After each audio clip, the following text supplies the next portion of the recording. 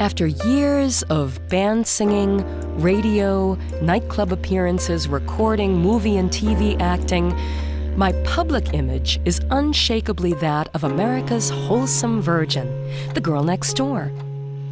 Carefree and brimming with happiness.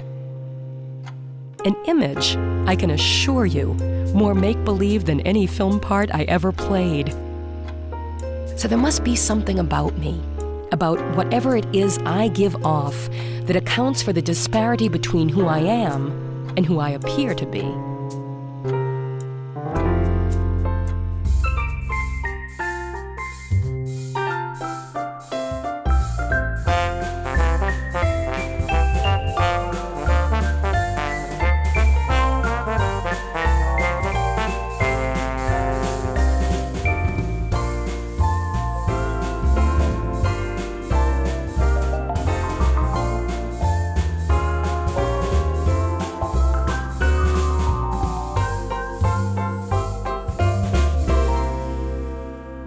Come out, Mystery Challenger, and sign in, please.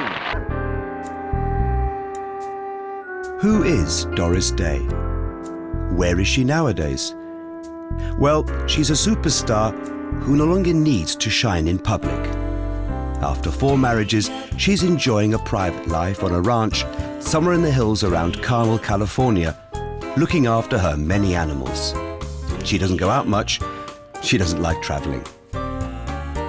Before retiring, she recorded more than 650 songs, made 39 films, and appeared in 75 hours of television. She was nominated for an Academy Award and presented with a Golden Globe and a Grammy. But no one really knows what she's up to. Mrs. Preston, over here now, Mrs. Preston. Who are you?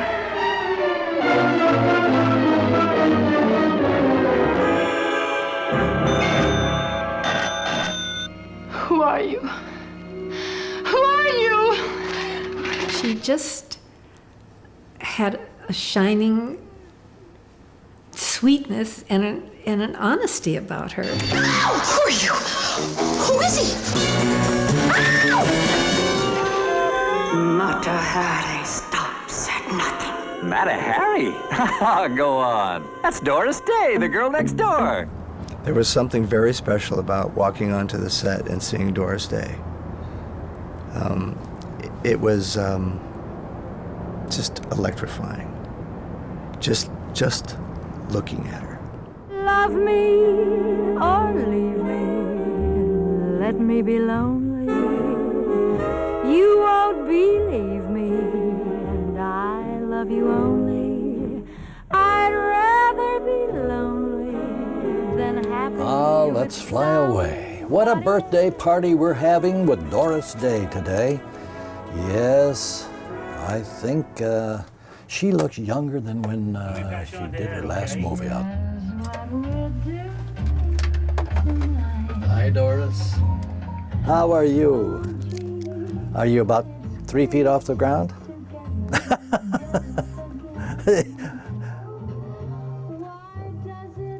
What? Oh, don't cry. You gals did that last time on me. Remember? The first year we did this, she was telling me some songs she'd like to hear, and she was singing them on the phone to me, and I was like getting chills. I couldn't believe it. It was great. Do you sing? Have you ever made any records?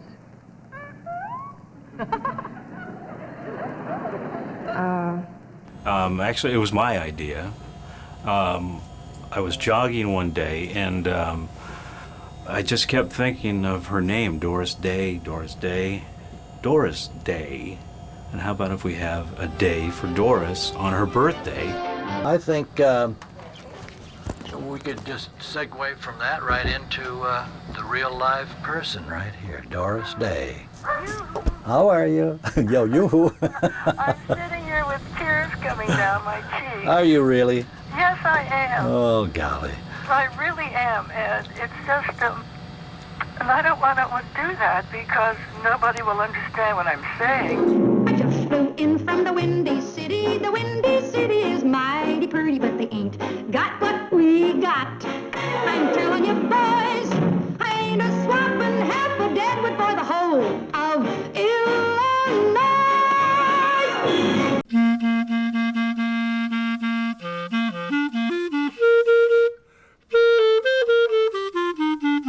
She was a marvelous actress because she dared to do anything, which we like of all performers and all people we work with. But people probably, I think, didn't give her as much credit for that as they did, knowing that she had this magnificent singing voice. Everybody loves my baby, but my baby don't love nobody but me. Nobody but me. Yes, everybody wants my baby, but my baby don't want nobody but me. That's plain to see. Doris was natural. She wasn't uppity. She was always on, but she wasn't uppity. She was just down to earth.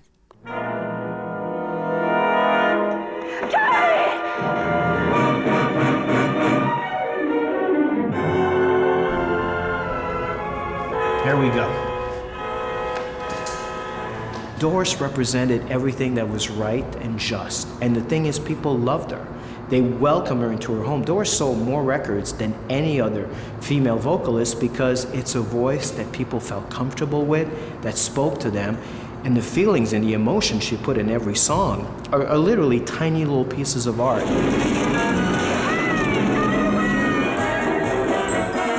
That's what happens with the passage of time. You're able to really look at the figure clearly. People are reevaluating and realizing she was terrific. Pajama game is the game we're in, and we're proud to be in the pajama game. We love it, we can hardly wait to wake and get to work at 8. I'm not at all in love, not at all in love, not I, not a bit, not a mite. Ja, ich habe hier so ein paar Highlights mir rausgesucht. Einmal darauf bin ich besonders stolz. Letztes Jahr hatte ich einen runden Geburtstag.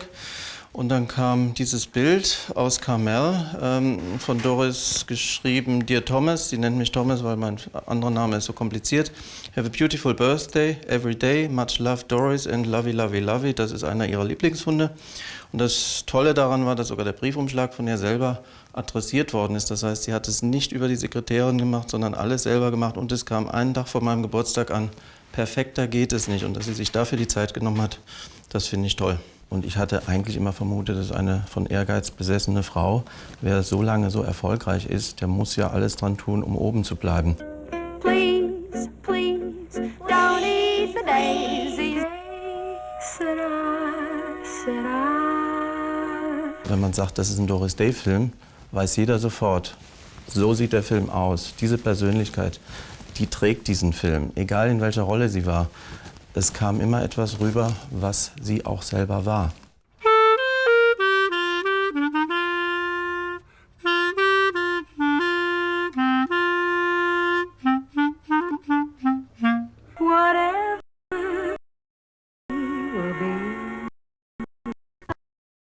Ins, outs, highs, lows, any way the wind blows, any way the wind blows, goes low. Stop that! I don't remember a hint or a reminder or a moment of scandal or personality or ego about her that went off the track at any time. Acting for the camera was an immediate love affair. When the camera turned, instead of suffering the agonies that always preceded radio and stage appearances, I easily and rather happily responded to whatever was demanded of me. I had no inhibitions, no doubts, no hang-ups. You sing and you're blonde. Kisses, the dog, and her multi-talented mama, Kitten K. Serra, from Los Angeles. Similarities to Doris are purely coincidental.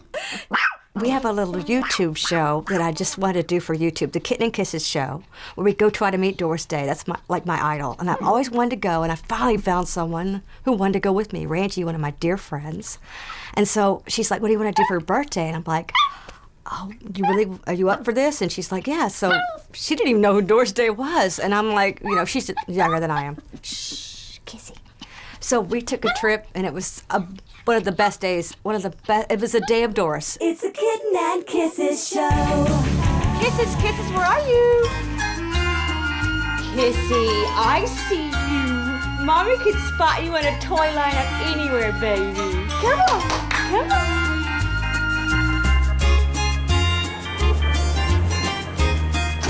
She did everything in such an open, friendly way that people really embraced her and never let go. I tick, tick, tick. Why do I tick, tick? What amazing trick makes me tick, tick, tick. Back in Nagasaki where the fellas chew tobacco and the women wiki waggy woo. You braille my mind, stay till I find someone like you. Today, Doris owns a hotel in Carmel, the Cypress Inn, together with Denny Levette. She is the friendliest, warmest human being I've ever met. And if she walked in right now, you'd all recognize her. I mean, she still has that lovely figure. She still has that mellow voice that will always sound like Doris Day.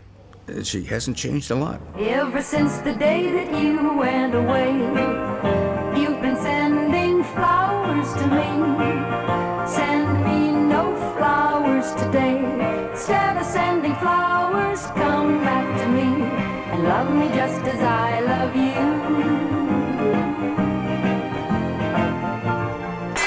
Oh, my darling. Oh, my darling, are you having another nightmare? She was really one of the last movie stars. And still is. Carmel-by-the-Sea is a small, idyllic coastal resort not far from San Francisco, where women need a license to wear high heels on its hilly, winding streets. It's a popular place for tourists who head there hoping to spot a star or two. Will we manage to get a glimpse of Doris while she's out shopping or dining in a restaurant? Kitten K. Sarah is also hoping to see her idol, or at least that the tourists mistake her for Doris.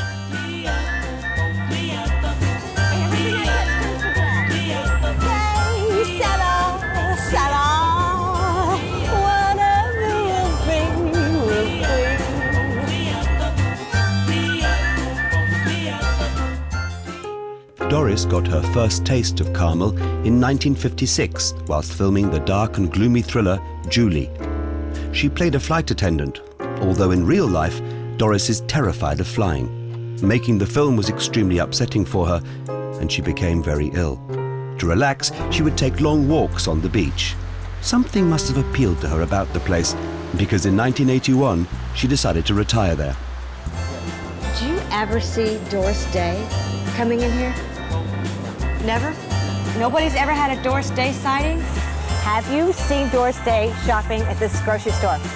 I don't think so. Do you know who Doris Day is? No. Okay, that's okay. She walks her dog on the main beach.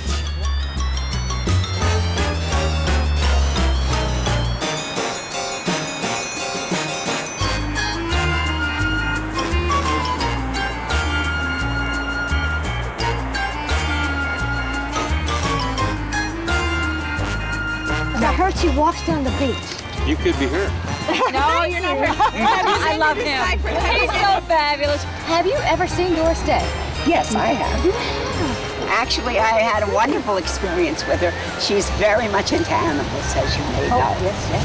And one time I was at the vet's office, and it was one of those things where I had to wait for my dog. And Doris Day was sitting there waiting for hers. And we must have had an hour conversation. But I never mentioned it. She left before, and then the receptionist came out and she said, "Don't you realize who you were talking to?" And I said, "Yes, Doris Day. But you never said anything." And I said, "No, we were here as animal pets." And that's why she liked you so much. Dogs are here on Earth to teach us. They have taught me how to be serenely patient, and they have taught me about love. Fundamental love. I have never found in a human being loyalty that is comparable to a dog's loyalty. One day, I came to Cypress Inn, and Doris' son, Terry Melcher, said, "Would you like to have Mom and I go in the hotel business with you?" And I said, "Well, yeah, Terry. Are you going to have your mom work at the front desk, or what are your plans?" And so that's kind of That's kind of how it started. And Doris kept coming, but she used to come every day here, didn't she? All the time. All the time. She'd come in and she'd rearrange the pictures, and then I would rearrange the picture.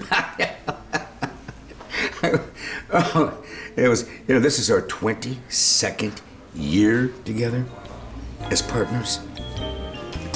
Wow. Where is he? We're here! Oh my God! Finally. Oh, it's so Say hi!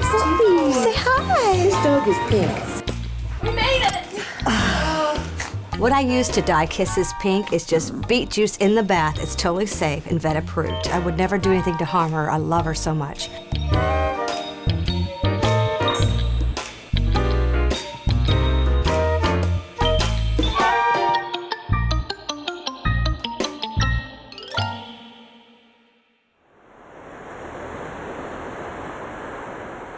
Carmel is a dreamy place where time seems to stand still.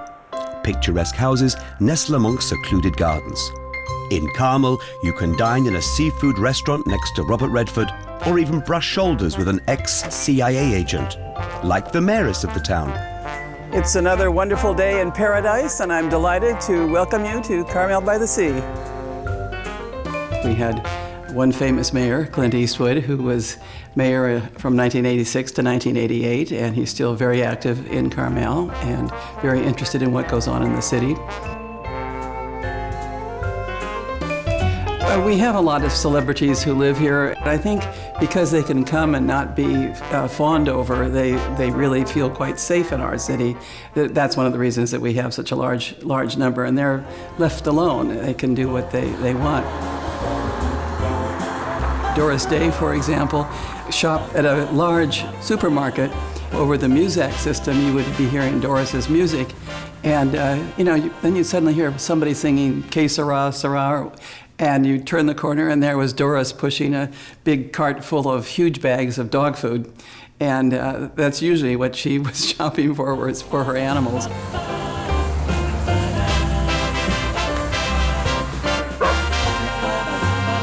Dogs have more rights here than we do. Yes, Patty, I'd like to send a dozen pink daisies, please. Could I do that? Pink daisies. Hold on 1 second. My plan is to order a dozen pink daisies, have them delivered to Doris Day's house at a specific time, and follow the van. You have her home address on file. Probably. Yes. 1 minute.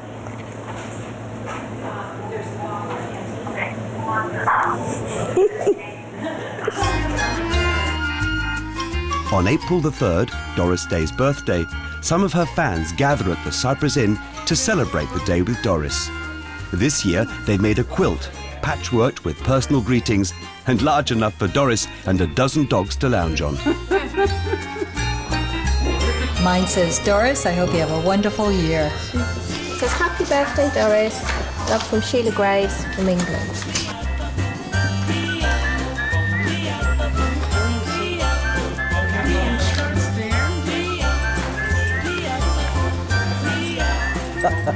Was that a big surprise, the quilt?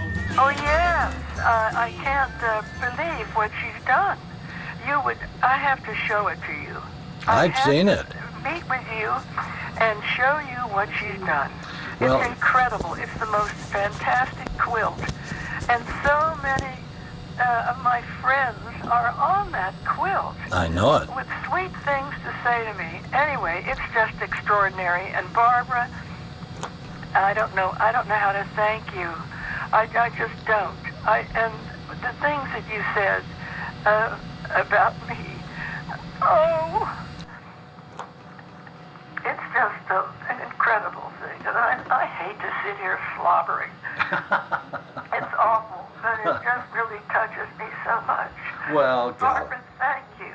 as I was saying just a moment ago before we went on the air, no one else deserves it more than you do. You are loved all around the world. All around the world, and maybe outside. Maybe some of those UFOs that are flying around, they're listening, you know. Well, you know what? I hear from so many people around the world, and I can't believe it. I just can't believe it. It just, I don't know what to say and what I feel.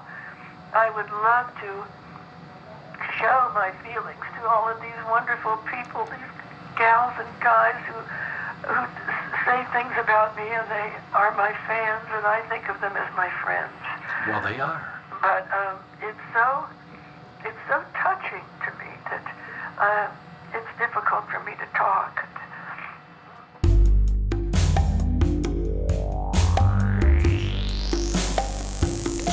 As a kid, I started writing to her, and when I got my first letter, I was ecstatic because I didn't think she would ever respond, but she did. When I was 17, I went to one of the Actors and Others for Animals Foundations. I got to meet her, walk around with a little can, take donations when people got autographs or pictures and stuff. So I was really excited about that. The picture that I had with her that you see here was from 1987. If I was having a bad day, throw in a tape or a CD, and it helps because everything she does has such a positive mode. She says, "Dear Wanda, hang in there, nice lady. You can do it." I think I wrote to her, tell her I was trying to lose weight.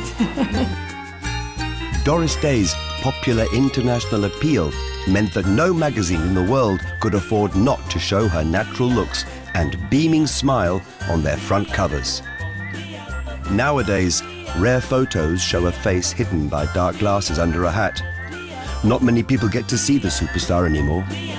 There's a group of about 20 people that come from over in Europe every year on your birthday and go to the Cypress Inn. I know. That's so sweet. Isn't that something? Yes, it is. I just love them all. Many, many people said things to me, and I get to it immediately to thank them personally. Well, I didn't mean to bore you with that. I'm going to get it. Can I have a gentleman come in here just a moment? Because we have as you probably heard, we have a filming crew from Germany, and they ask if they could say a greeting to you. Oh, yes. Sure.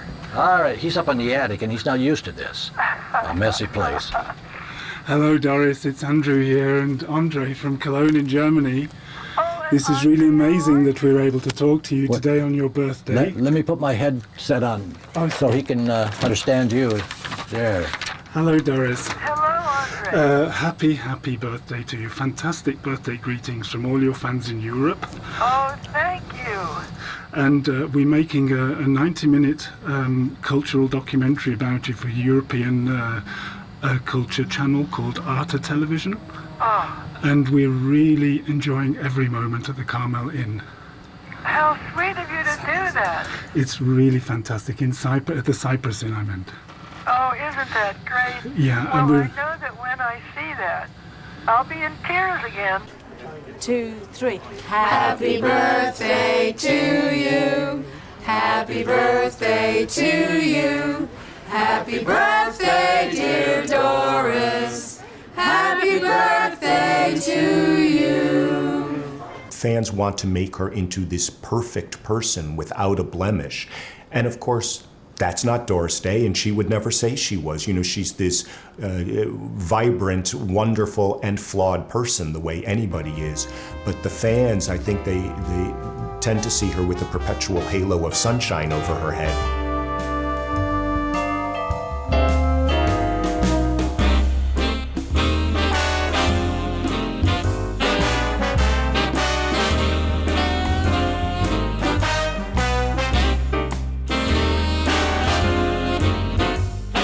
I'm sorry to bother you. My name is Kitten K. Sarah, and I've written a letter to Doris, and I just wanted to just shake her hand, please. Just to say hello. Hold on, and your name's what? Kitten K. Sarah. I sent her a letter, and an 8x10, just so she'll know I'm not some crazy person. Hold on just a second. Thank you so much. Hello? Doris? Yeah. Oh my God, I can't believe it's you. It's me. I love you, Doris. Oh, that's nice. You make my day so bright. Oh, isn't that sweet? Thank you very much. What's your name? Kitten que sera. Kitten que sera. Yeah, I sent you... Doris, I sent you a letter in an 8x10. Did you get it? I sent it to the P.O. box. You know what? We're just about to get into a lot of mail. Oh, okay. And perhaps I'll find it then, but I didn't receive it yet. Perhaps. Could I just pop in and say hi, Doris? Oh, you can't. I wish I could let you Oh, do that's that. okay. Oh, that's okay. But you understand. Of course. I hope you do. Of It's course. just something that, I can't do. I know you're very private. I just. Well, it isn't that. It's just that so many people ring the bell, you see. Oh, they do. And I'm busy, and doing all kinds of things, and I just can't. Now, wait just a minute. I don't do that. I really don't. I can't do it for one person and then not do it for everyone. I understand. You understand that? Of course. All right, well, at least we got to say hello. Oh, well, bless and I think you. Your name is great. Oh, thank you, Doris. So have a lovely visit. You too. Thank you. Oh, you too. Such a dork. Bye, Doris. Bye.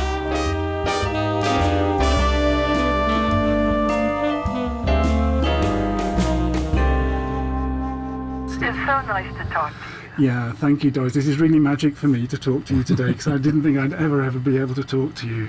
Oh, how sweet. And the whole team are looking at me through the window in the studio here with Ed, and they're waving and big smiles for you. Isn't that great? Tell them all I said my love. Yeah, I will. And I hope that they're having just a great time. Yeah, that's fantastic. Right, okay. Well, I'll let Ed get on with your program, with your fantastic music, and we're carrying on filming today.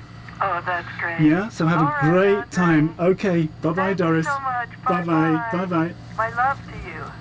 We got to share a headset here. But I could hear most of what he was saying. He was right alongside of me. They're just all beaming all over, and the camera's still rolling. Anything else you'd like to say for the camera? Oh, my goodness. Isn't that something? It's terrible that I'm, crying, but I'm just really so touched, Ed. Well, now they're taking that back because where your parents or what came from what part of Germany? I remember. Oh my goodness. They were all over the places. I remember. Her parents? But I remember that my grandmother used to go to Baden. Yeah, she was just telling that. He's telling me over the shoulder Baden and Warendorf. Wadendorf. Yes, Oh, no, really? Warendorf. Oh, did I say It's Wadendorf? in western Germany. Yeah. It's Yeah. Cologne. Nicola. Yes, see, they're telling me where it from is. Cologne. And she goes back there. You've been back there many times? You're talking to me? Yes. Is she going back to Oh, Warendorf? she's never been there. Send her a ticket. Send her. I've never Could we, Doris? We'd love to meet you in Warendorf. Well, you never know. She doesn't like to fly, but my son's a pilot That's the problem. and maybe he could fly her over there. Okay. You think so? Yeah, it would be a nice idea. And we will send you some pictures from Warendorf. Oh, would Do you you do have? that? Oh, that would be lovely. From Warendorf, in the heart of Westphalia in Germany.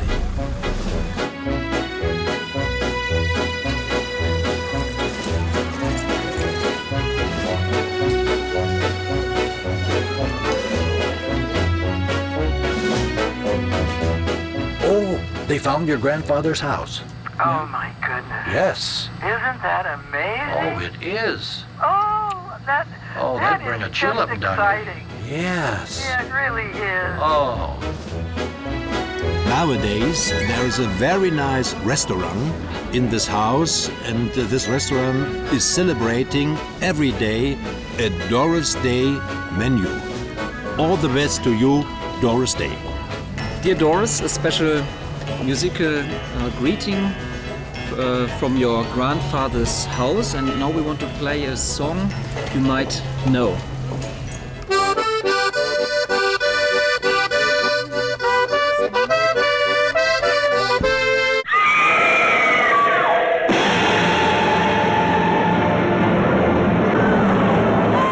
Ladies and gentlemen, the famous Miss Doris Day has gladly consented to sing a few songs for us tonight. Que sera, sera. Que Sera Sera, which went on to become Doris's signature song. was written for the Hitchcock film, The Man Who Knew Too Much.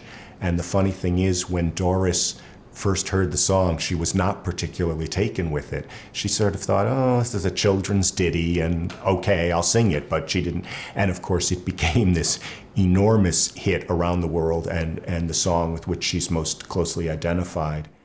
Whatever will be, will be.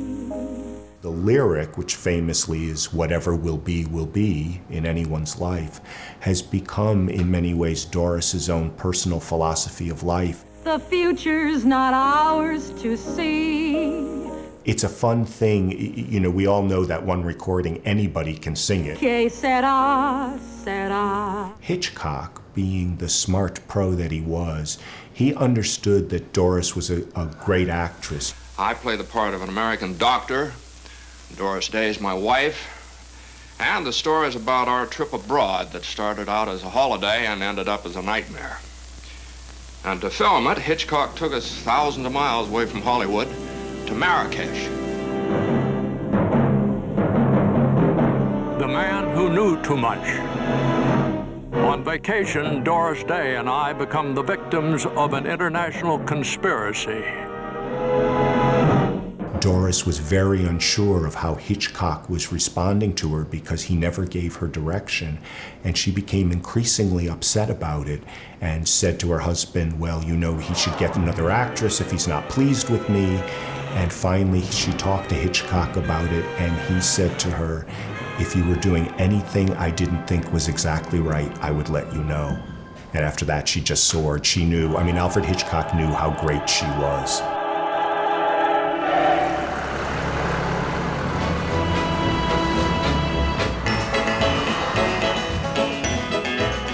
Back to the roots. Doris Day was born Doris Mary Ann Kappelhoff. Her ancestors originated from provincial Germany. Her grandfather's family came from Warendorf. Her grandmother's family from Mückenloch and Uetigheim. The latter a small town with the largest open-air theatre in Germany, which the mayor is very proud of. Hello, dear Doris. My name is Werner Hebbelt. I am the mayor of the little village Uetigheim to Baden. I was very happy to discover that your mother family came from here. Are there any relatives from you? Yes, I must have relatives still over there. We will find them out. We will figure them out. Yes, all right. Hey, now we've got it going. Yes. Oh, isn't that wonderful? That would be great. Das sind unsere Eltern. Und das ist eine Cousine oder war eine Cousine zur Doris Day, ihrer Mutter. Der Doris Day, ihre Mutter, war eine geborene Wels. So in den 50er Jahren haben wir mal Besuch bekommen und da waren Amerikaner dabei und die haben es uns erzählt, dass wir eine berühmte Verwandte haben in Amerika, eine Filmschauspielerin. Und so haben wir das erfahren. Da haben wir vorher nichts von gewusst.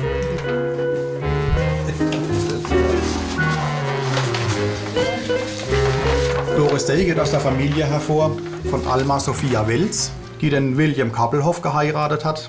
Es sind 3 Kinder aus dieser Familie hervorgegangen. Ein Richard Kappelhoff, der wohl sehr früh auch gestorben ist, ein Paul Kappelhoff und eben die Doris Mary Ann Kappelhoff, die Doris Day. Ja, so Kontakt zu ihr haben wir nicht gehabt. No, gar nie. Dafür sind wir zu arm und zu wenig. Aber das wollte man ja auch gar nicht.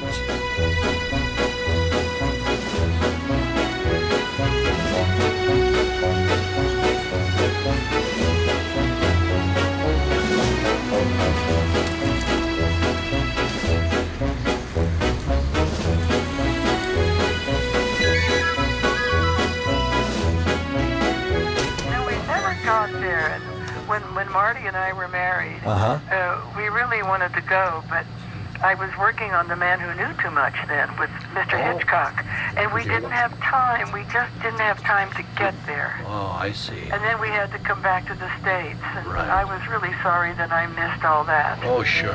It's glorious over there.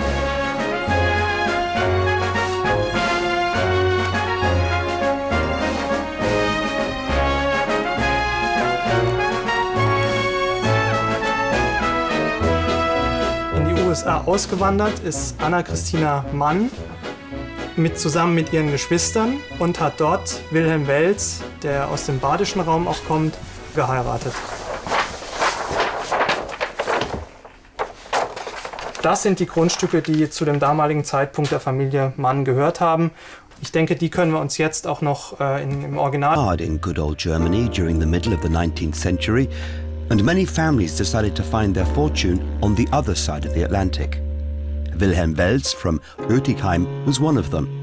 And who knows, perhaps he met Anna-Christina Mann von Mückenloch on board one of the ships leaving their homeland and heading for New York in 1883. What's certain is that they both landed in Cincinnati, got married there and had a daughter, Alma Sophia Welz, the mother of Doris Day. Alma married the German William Kappelhoff, whose parents had left Warendorf to start a new life in America. Unlike a lot of people in Cincinnati, Susie and Herb Reisenfeld have no German roots. They share a different story with Doris Day. The main reason German people felt comfortable here is if you'll see the topography of Cincinnati, it looks like the Rhine River. Many who came from that region said, oh my goodness, it looks like the Rhine River. And so the region then became known as Over the Rhine, where they established themselves. And you'll see today even where there's churches in the German writing Kirche. It's all written in Germanic languages. And if you look in our telephone book here, you'll see Schmitz and Schmidlabs and every German name unbelievable. So Cincinnati is a German town. Everyone called my father Professor Kappelhoff, even though he wasn't. At 16, he was organist for a Catholic church. By the time he married my mother, he was a well-established teacher of piano and violin and a respected choir master. Evenings were invariably devoted to various German Gesangsvereine, choral societies with which Cincinnati abounded. Since Germans love to sing, these big choral groups with as many as 400 to 500 voices flourished. He was the city's most sought-after conductor. My family was such a wonderful family. They came over when they were quite young. And I had the most wonderful grandmother. But I didn't know my grandfather. He had passed away.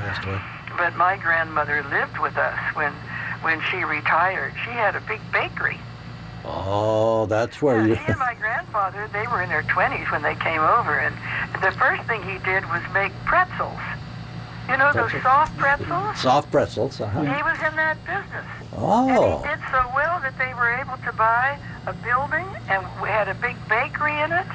And their bakery was the talk of the town, talk of Cincinnati. Talk of Cincinnati. Yeah, Wells's Bakery. Yeah, I was at that bakery all the time. I bet. And I remember my Aunt Lottie, as little as I was, I would ask her, could I work in the bakery with you? Well, how come you didn't put a little weight on? I never have. Good for you. Never. Good for you. You were dancing a lot then. Yes, I was. Starting out as a dancer. Yeah, and but I've never really gained weight for some strange reason. Lucky and I you. eat a lot. Do you? Yeah. Oh, that's good.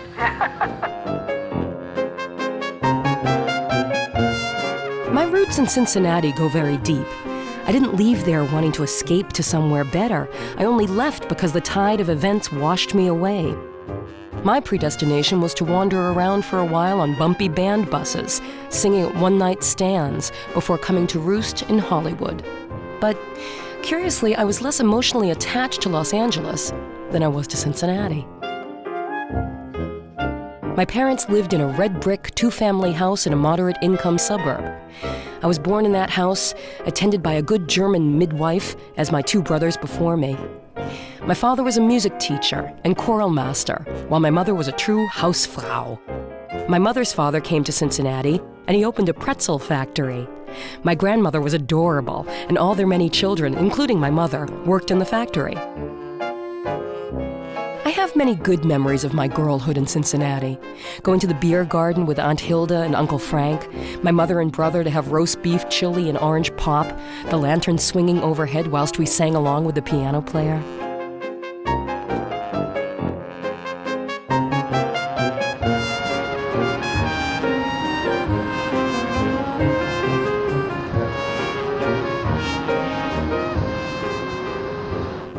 I'm sorry to see this in such disarray because we had some wonderful times here.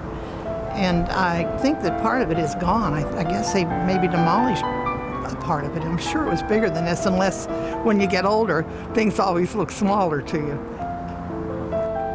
Doris took more of the tap dancing, and I was into more of the toe dancing and the ballet and that type. But I did meet her, and there was one program that they had for all the students. They called it the personality class, and you could do whatever you wanted. It didn't have to be your dancing. You could just recite poems or anything like that. And I'll never forget, she got up and sang, and it was remarkable. She had such a pretty voice, and of course she was not doing anything with it at that time. She was strictly into the dancing. But she was a lovely girl.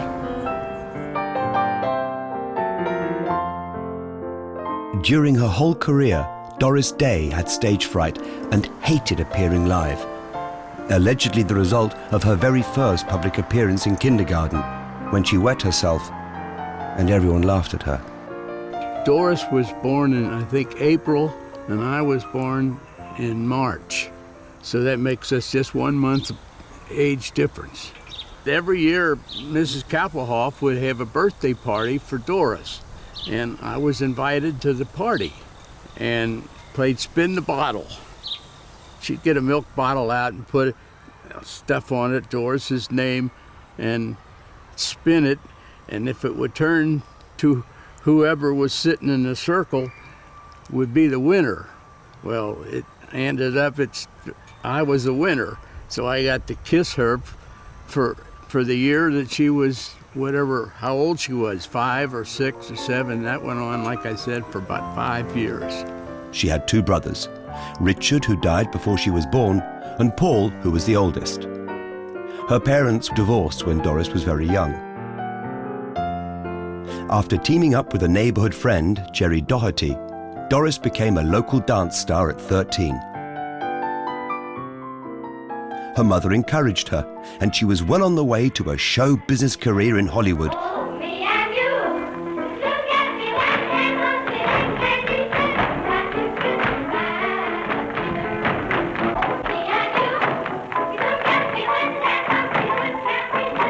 But soon her high-flying plans were to be shattered.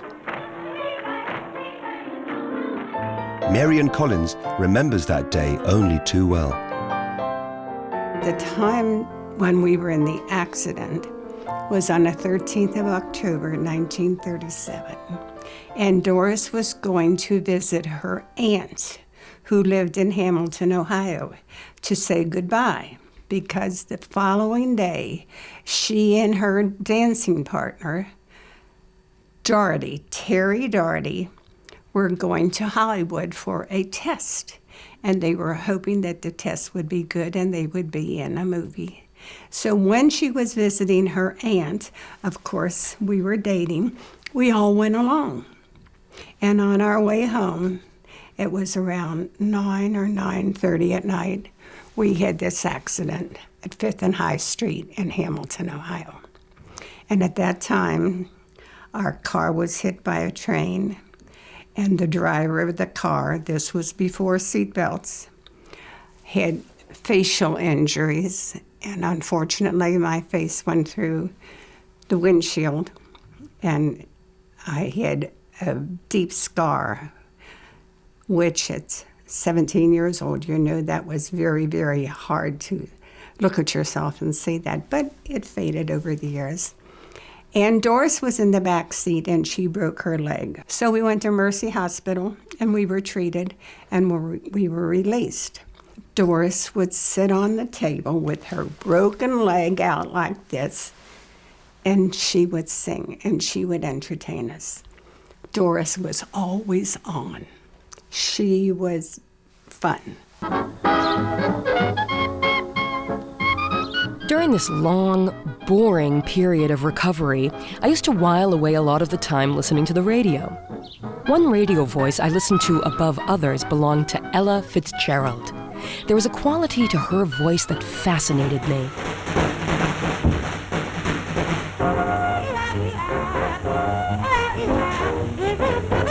and I'd sing along with her, trying to catch the subtle ways she sang the words. I began to get interested in singing for its own sake, for my own amusement. Well, it all started with Susie and her mother, because Susie was, her mother was pregnant with Susie back in early stages of 1939, late stages of 1938. And her mother was married to Barney Rapp, who had a band in Cincinnati and a nightclub called Sign of the Drum. And at that nightclub, her mother was the featured singer, and then at the late stages of pregnancy with this lady here, she could no longer sing, and Barney needed another singer to be the main star in the nightclub. And her voice is much like Doris, and her looks were much like Doris Kappelhoff. And so they interviewed her, and after many other people, he decided he would hire her. My mother drove me there on opening night to a huge place which looked like it had once been a warehouse. I just turned 16, but on the records I was listed as 18 so I could work in the club. My hands were damp with nervousness, and I had serious doubts that any sounds would come out of my dry throat.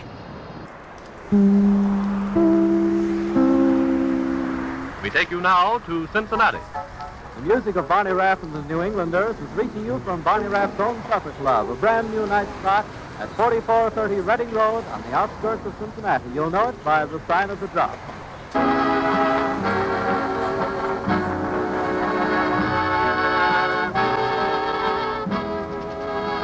Presenting the music of Barney Rapp and the New Englanders with vocals by Doris Day. Music from the Sign of the Drum. Hi, how you doing? Hi. Hey, I'm Herb Reisenfeld.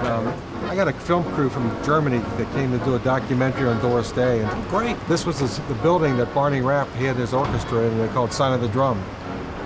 That's something I didn't know. Well, this is a transmission shop today.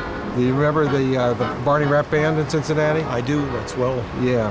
I do recognize the name. Yeah, well, this is where Barney had his band back in the 38, 39, before the war. And Doris Day was her first job singing here as a young girl. I certainly recognize the names. That was before my time. And, a little bit before mine, too, but that's history. And the building's changed a lot since then, I guess. Very much so. I'm sure this garage door wasn't here when it was a nightclub. No. When it was time to go up to the bandstand for the opening number, my legs were so rubbery I had doubts I was going to make it. By the end of the evening, I was really lighting into the lyrics of the songs, which people particularly liked. I was enjoying myself. I'm happy about the whole thing. You have the right look and you're sweet to my friends. You keep the right book. I really like to sing. It makes me happy. And I think the people who listen to me instinctively know that and feel it.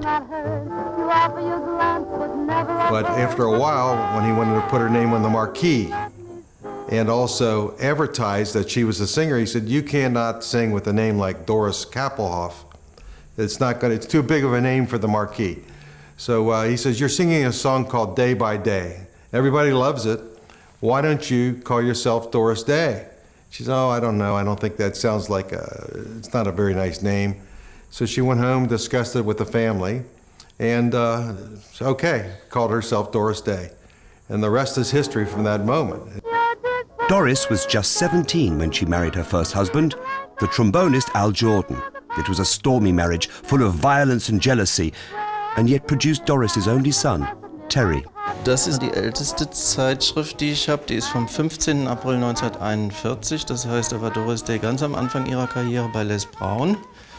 Und wenn man das öffnet, liest man Doris Day, L. Jordan, Mary. In marrying Jordan, the bride-to-be turned down offers from MGM on the coast and also a television contract with CBS. She has retired from the music business at least temporarily. Und da ist für mich das Besondere, sie hat nie was darüber gesagt, dass sie is this terrific singer. And I think what informed her style was the one voice teacher she had, a woman named Grace Rain, who back in Cincinnati, who Doris herself laughed and said Grace couldn't sing a note, but she was a fantastic teacher. And she said to Doris, "You must sing as if you're singing to one person. You're singing directly into one person's ear." So Doris Day has this amazingly intimate voice. Too wonderful,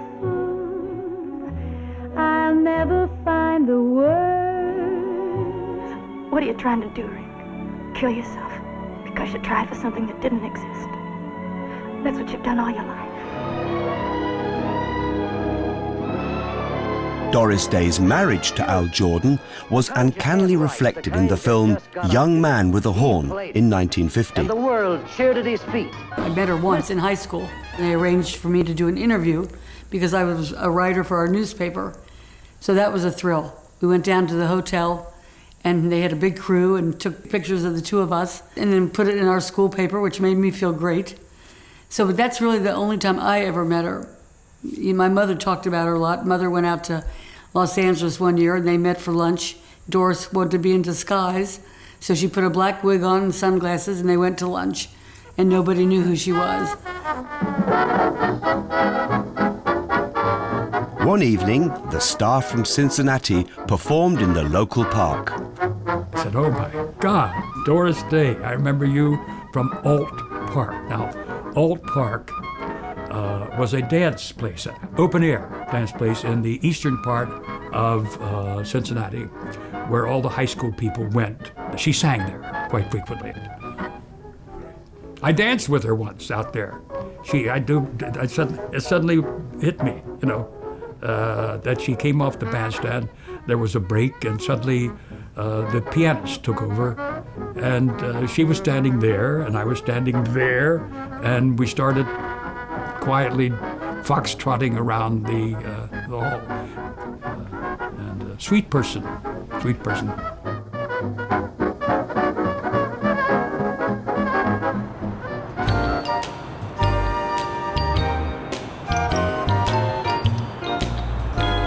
Cincinnati, Ohio, birthplace of soap operas. The largest detergent company in the world is based here. Also soaring above the city is the majestic Art Deco tower of the Cincinnati Netherland Plaza Hotel. Opened in 1931, the hotel has accommodated several illustrious guests: Winston Churchill, Elvis Presley, Bing Crosby, and John and Jackie Kennedy. The famous Pavilion Caprice Room was the in-place in Cincinnati for touring bands to play, and renowned for its parties, classy clientele, and futuristic lighting design. Who felt like shaking a leg, of course they could do that.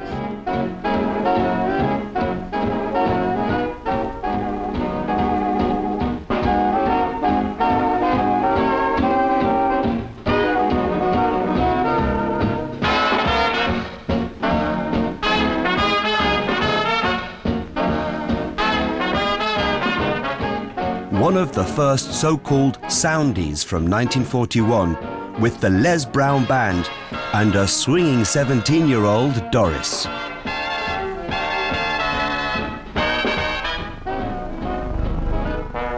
When we met, I smiled so politely. You can bet I responded brightly. I should dig me Joe from top to toe. Once over lightly when we danced, and you held me tightly. We romanced. Then I weakened slightly. You took solid jab. Please scratch my back once over lightly. At the barber shop, they say murder, Papa, as they dig your mopper hair. So I fall in night. We are at the Whitby apartment building in New York City. Doris married Al Jordan on April 17, 1941, and this is where she moved in. She actually became a musician's wife. This is where actors and musicians live while they were performing in the city. She actually lived there for almost a year until Terry was born on February 8, 1948. It was a very hard relationship for Doris. She had met him with Barney Rapp and had a long correspondence relationship while she was traveling with Les Brown, and he was very, very hard and difficult on her. But Terry came out of that relationship, and it was a good thing. The Pennsylvania Hotel in New York still has the same telephone number it had when Glenn Miller played here. Pennsylvania 65000. But once her and Les Brown got together, they really made magic with music. Doris had been recording for a couple of years. She made a stop, got married, and then came back.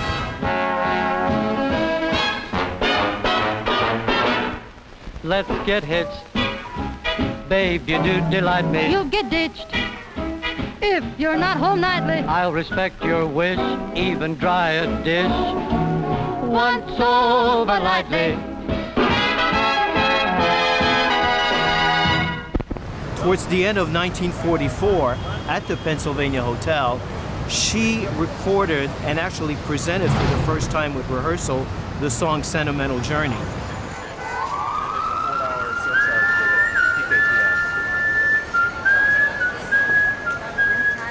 The band went through Sentimental Journey, and I scanned the lyrics as they played. I always feel a rise in my scalp or on the backs of my wrist when something is special. I loved singing it, and we all thought it was going to be a big hit. Everywhere we went, that's what people wanted to hear. The song had somehow captured how the war was affecting the emotions of the men who had gone off and those who had to wait for their return.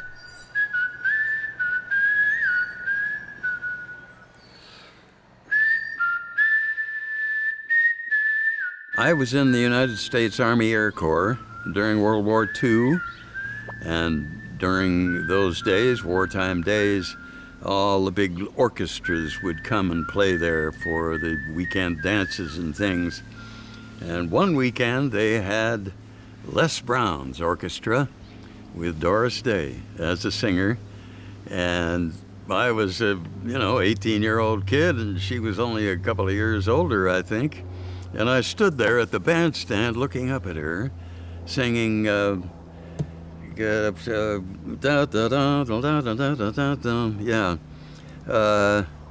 fell in love with her. If you're seeking recreation and your mind needs a vacation from the troubles of the day, you want to flee. Oh, if the Arctic... Doris Day's first film, in 1948. Hollywood had powdered her freckles away. Ihre zweite Ehe, die lag in den Scherben.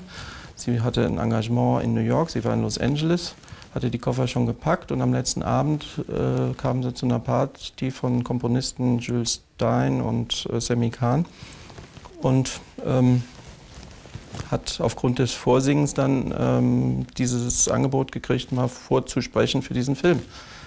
Und sie war von ihren ganzen Emotionen und so erschöpft, dass sie unter der Trockenhaube eingeschlafen ist, bevor sie die Probeaufnahmen hatte.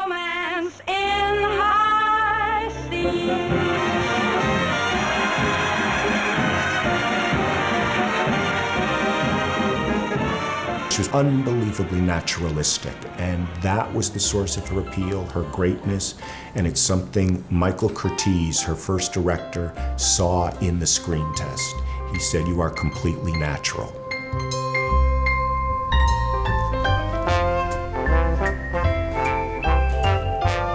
The one thing that really pleased me about my new career was that the bell rings at noon, you go to lunch. The whistle blows at 6, you go home. You have the evening to yourself. I love that kind of organized life. Probably my German upbringing. The chaotic nighttime life of big band singing just wasn't my dish. How many times I had been up there on the bandstand with a swinging orchestra, having trouble keeping myself awake.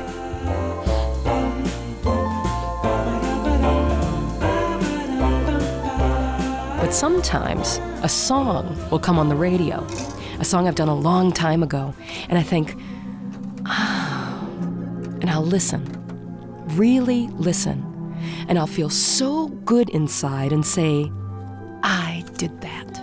Take me back to the Black Hills of Dakota. Calamity Jane!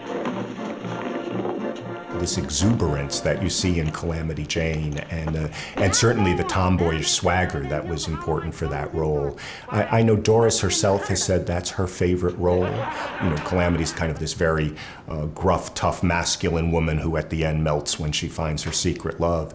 And again, even in that exaggerated cartoon role, you see the mix and the appeal of Doris Day, because she's playing this tough, almost butch character, but she has these perfectly manicured fingers, and so the fingernails are done, so it's that mix of the masculine and the feminine.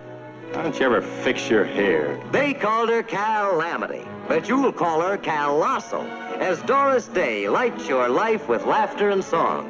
in an exciting new star combination with Howard Keel as Wild Bill Hickok, who gets tamed by the blonde buckaroo in buckskin. She didn't mind strutting around, you know.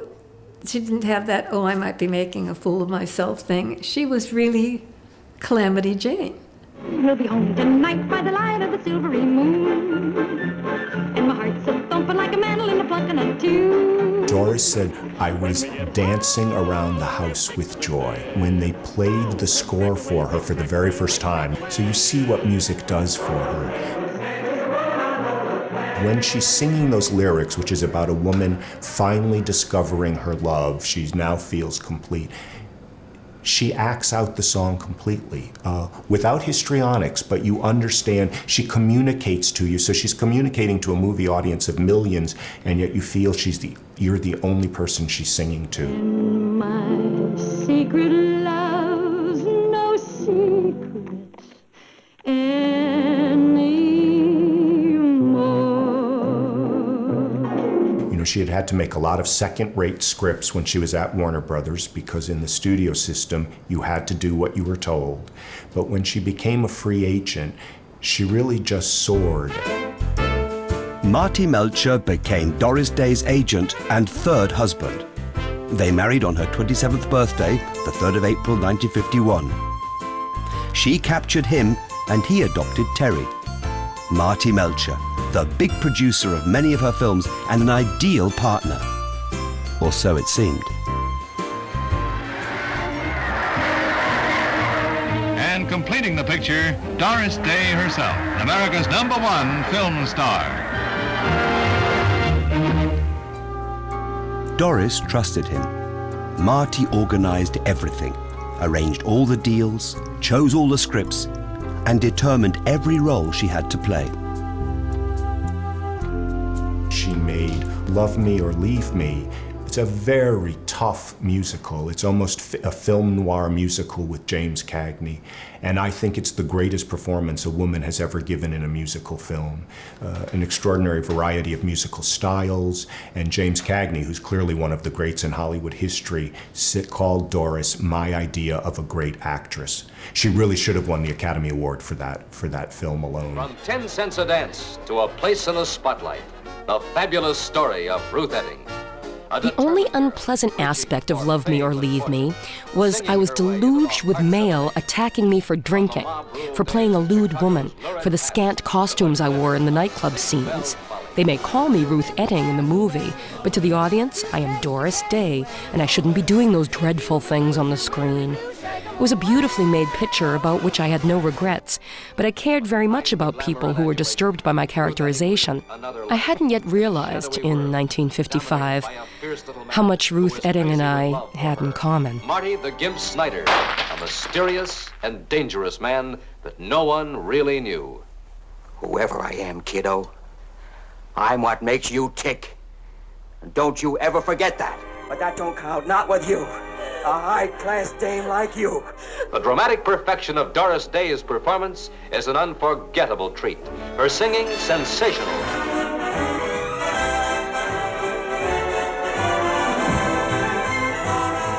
Might you be described as a glamour girl rather than a terribly serious actress? Are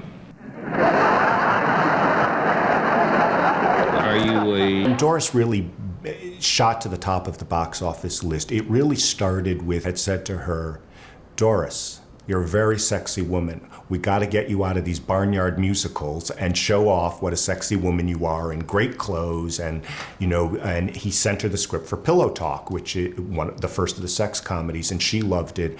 And she and Rock Hudson had this amazing chemistry on screen, and they became, of course, famously good friends off screen as well. I don't use sex to land an account. When do you use it? I had become a new sort of sex symbol. Sexy, but pure.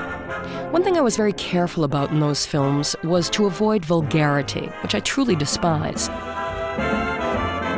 You claim he's oversexed, and he claims you're... Well, I'm not undersexed. I'm sure you're not. I liked those scripts about the man-woman game as long as they were done with style and wit and imagination. Oh, Linus. we're adults. In my vocabulary, vulgarity begins when imagination succumbs to the explicit.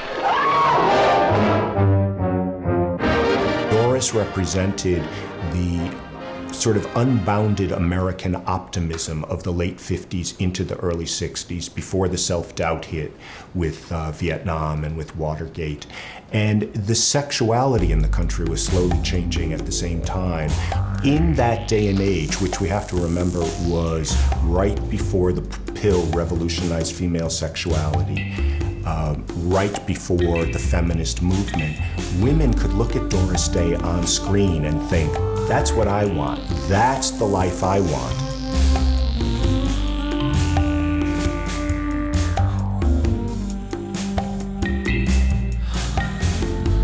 And at the same time, men looked at her and thought, she's really sexy and I'd like to marry her. She had this unbelievable appeal across the board.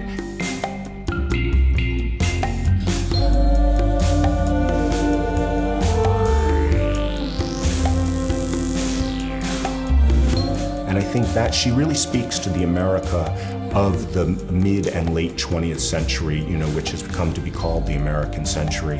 And so I think in Doris Day's case, using the word icon and iconic, that actually makes a great deal of sense.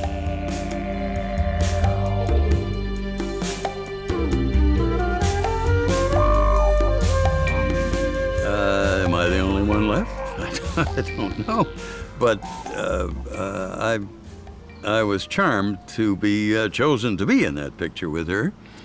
The Ballad of Josie, a classic story of the sheepmen and the cattle women. She, as you may know, is a lover of animals. And not strangely enough, they love her right back, too. They're marvelous together. Here were all the sheep and all the little lambs, more dropping out every morning as we came to work. And of course, she was in heaven. Oh,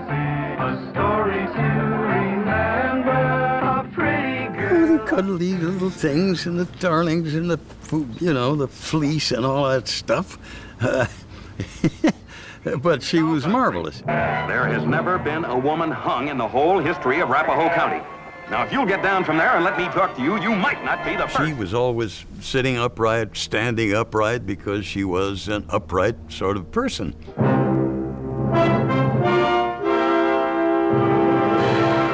I think it's interesting that even before the feminist movement, Doris was just a natural feminist, and it's a good term as far as I'm concerned. She had confidence. She's one of the first women who ever owned a show. Hey, set up, whatever will be. The future's not ours to see. Okay, set up.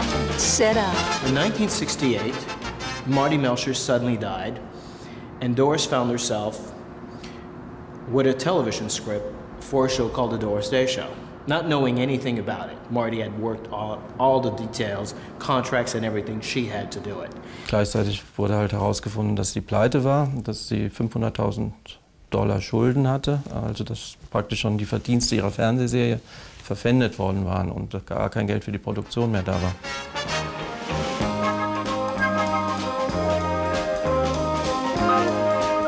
She really had 6 weeks to get everything in order and herself together to do this series, which was a young widow living on a farm with her 2 kids, going back to her father's ranch.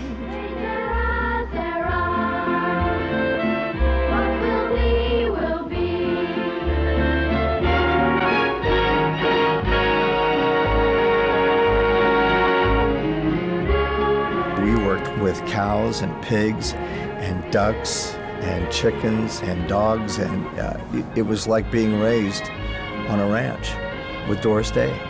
So it really, it was a great childhood. Mommy, what? You won! What did I win? What did I win? Doris Day contest. Mommy, What is this, some kind of a joke? Oh, look, Mom, the letter just came in from Globe Studios in Hollywood. Look. Mom, you won the contest. Hi, we're Doris Martin. You have been chosen as the winner of our annual Doris Day Look-alike contest. What is this? She became like my second mother. And she taught us responsibility. She was very loving towards us, as if we were her children. We did. We sent in your picture. You did what? We sent it in a few weeks ago. You sent my picture in without telling me? Billy Martin. We didn't want you to be disappointed if you didn't win. Well, we were riding our bikes on the set. Myself and Todd Stark, who played Toby on the show. And we rode by her dressing room, and her door just happened to open, and she was standing there naked. And she didn't see us. She didn't realize the door had opened. And so we rode by, and it was the first time I had seen a woman naked. And I'll never forget that. Doris Day, I believe in 1968, was 45 years old, but she was absolutely beautiful. She was working out, riding bikes. She was an athlete, always swimming, always doing something athletic. I felt really bad because I thought she felt we might be spying on her. And so I went up to her a little later on, and I told her the story, and she said, "Oh, honey, don't worry about that. That door opens every now and then." So she was very kind about it. I don't look that much like Doris Day. We have blonde hair, and you got freckles. I remember one time fooling around on the set, and she said, "You really need to be more professional, Philip. You need to listen and be quiet, and we're here to work." And I never forgot that. And from that day on, she taught me how to be a professional actor.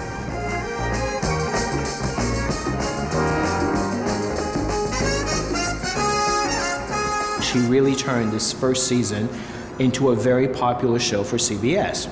As a matter of fact, the show received a Golden Globe nomination, and she received a Golden Globe nomination for starring in the show. Are you feminine? Are you feminine? Boy, is he feminine. She was her own executive producer, but she very carefully, without being harsh at all, let the gentleman she worked with or from the studios know how she wanted it to be. And it wasn't bossy or she wasn't a diva, as some people refer to stars who stay in their dressing room or else. She always did her work, and she made it very clear why she thought things should be a certain way, because that was right. And, if two men had that conversation, it would be no big deal. But I found it very wonderful to see Doris be Doris. Yes? Harriet Henderson? Yes. Doris Martin, Today's World Magazine, Associate Editor. It's time men stopped regarding us merely as sex symbols. But they're stupid. They give us the right to vote, pat us on the head, and say, "That'll keep you happy for 100 years, girls." Well said. Deplorable. It's an obvious attempt to keep us weak, second-class citizens. Biologically, women are stronger than men. By a lot. Can you imagine a man having a baby? Ah! Can you hear the scream?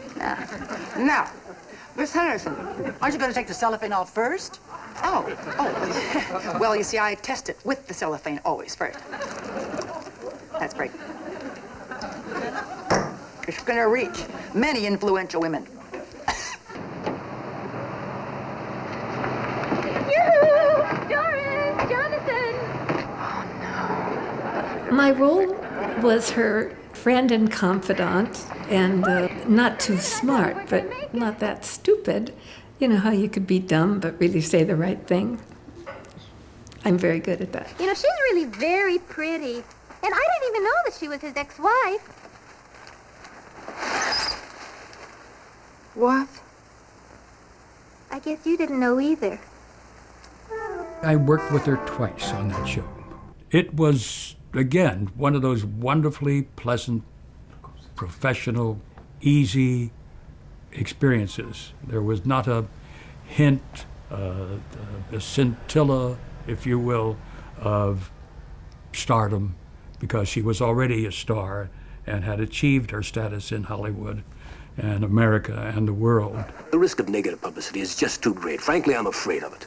We'll just have to call it off. That kind of personal approach and that personal feeling prevailed on the set, that I recall. And it was so pleasant for me because no matter the fact it was such a tiny role. Well, I think what Doris wrote made a great deal of sense. What made no sense at all were the murders committed by Charles Manson's sect at Terry Melcher's house in 1969. Roman Polanski and his pregnant wife Sharon Tate had rented the house from Terry. It is reputed that Terry was in fact the intended victim. He was a successful music producer who had helped to shape the West Coast sound. Charles Manson wanted a recording contract from Terry, but Doris Day's son turned him down. Was it revenge? After the killings, Terry hired bodyguards for himself and his mother. He had a nervous breakdown. His mother went straight back to work. It was very heartening during the shooting of the series to watch how Doris handled serious tribulation, real troubles. She found out that her fortune was stolen. She had to go to court and fight for it. And during that whole time, she came to work. She never brought her problems with her. And also it's like she set a course. I'm going to fix this, and didn't worry in between, and just headed there. But the times were changing. Doris Day's films had suddenly become old-fashioned. The Hollywood of the 50s and 60s was over. Movies with critical social and political themes spiced with sex, drugs and rock and roll were filling the cinemas again. New stars were being born. Doris Day made her last film, With Six You Get Egg Roll, in 1968, a harmless and happy family farce. She was offered the role of Mrs. Robinson in The Graduate, but turned it down. It could have been the final chance to revive her career. I find it so honest of Doris, who really doesn't need to get any more accolades. She just nicely refused getting a great Oscar, for all the work she's done. But she knows she doesn't need it.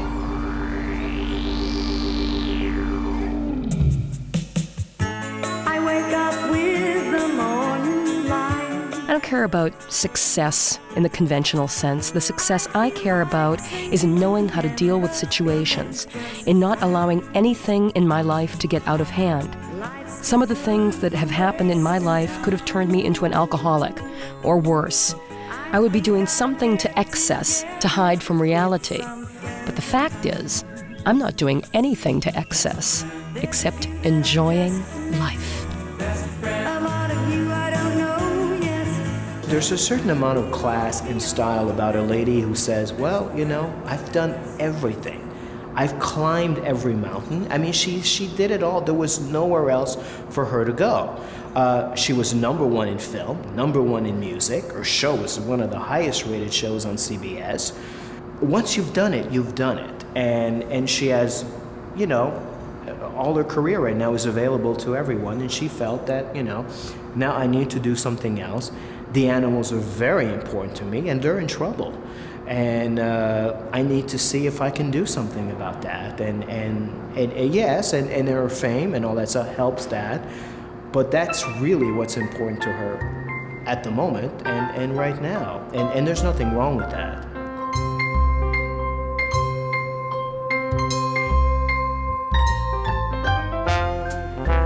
Is your name alliterative? Okay. Okay, dear. Have a big one. Everybody listening in, I send my love to all of you. Oh, thanks, Doris. And the gang at the end. Bobby will probably say, And love and kiss all the doggies. yeah. Okay, we'll go over today maybe. We'll run by there. Oh, yeah, do. Okay. Oh, that would be great. Yeah, wouldn't it be great? All right. All right. Thanks, Doris. You're welcome. Love My you. pleasure. Love you, madly. Bye-bye, dear. Like Duke Ellington said, love you madly. Yeah, well, that goes the same for me, too. Yeah. To you. Oh, and, well, I won't say it. Those days were just something to grow up and listen to you, I'll tell you. Oh, thank you, dear. All right. A week. Whether she wants it all or not, whatever will be, will be. Doris, God love you. I was a good friend of Les Brown's as well. Go well, ma'am.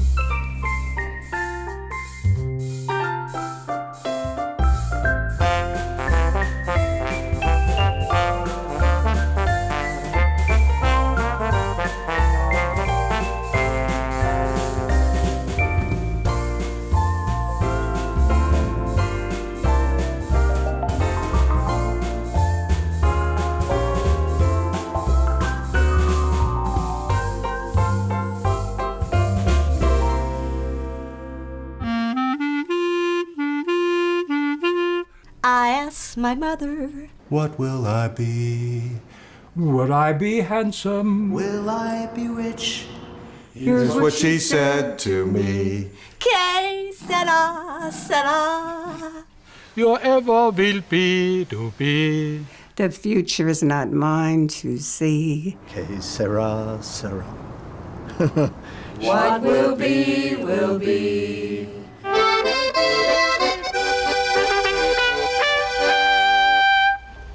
Thank you. Bye-bye.